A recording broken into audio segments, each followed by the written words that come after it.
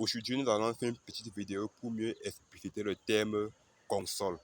En fait, c'est quoi une console? Une console, par définition, est d'abord à la base une poutre. Mais sauf que c'est une poutre qui est juste appuyée sur un de ses coins. Par exemple, on a cette poutre-ci qui en réalité continue, comme vous voyez. Mais cette portion-ci là est juste appuyée de ce côté. Parce que là, on a un poteau. Là, de ce côté, on n'a pas de poteau en fait. Ce qui veut dire que cette partie pas en porte-à-faux. C'est le terme que beaucoup utilisent également. Donc, on a cette portion-là qui part en porte-à-faux. C'est une console. Parce que là, ce n'est pas appuyé. C'est bien pour ça que généralement, le ferrage de cet élément doit être assez adapté pour éviter le risque de renversement.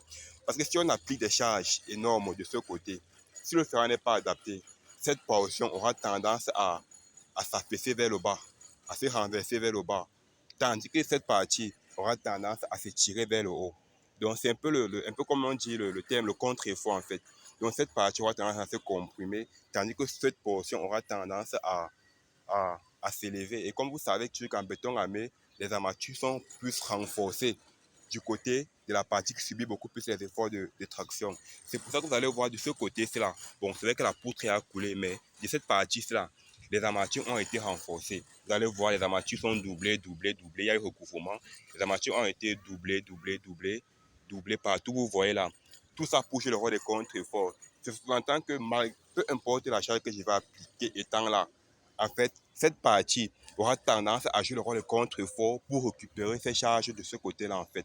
Ce qui nous permet d'avoir un équilibre statique sur tout notre poutre et on a donc stabilité. Donc l'objectif est toujours, comme on dit, de renforcer les armatures dans la partie qui subit beaucoup plus d'efforts de traction. Là, on est sûr que peu importe les charges qu'on applique sur cette partie qui peut en porte-à-faux, notre console est stable en fait. Donc il faut généralement être très prudent lors du ferrage de cet élément parce que si tu n'es pas prudent, en fait, il y a vraiment risque de renversement. Et n'oublions pas que c'est cet élément qui porte notre, dans ce cas, qui porte notre chaînon en fait.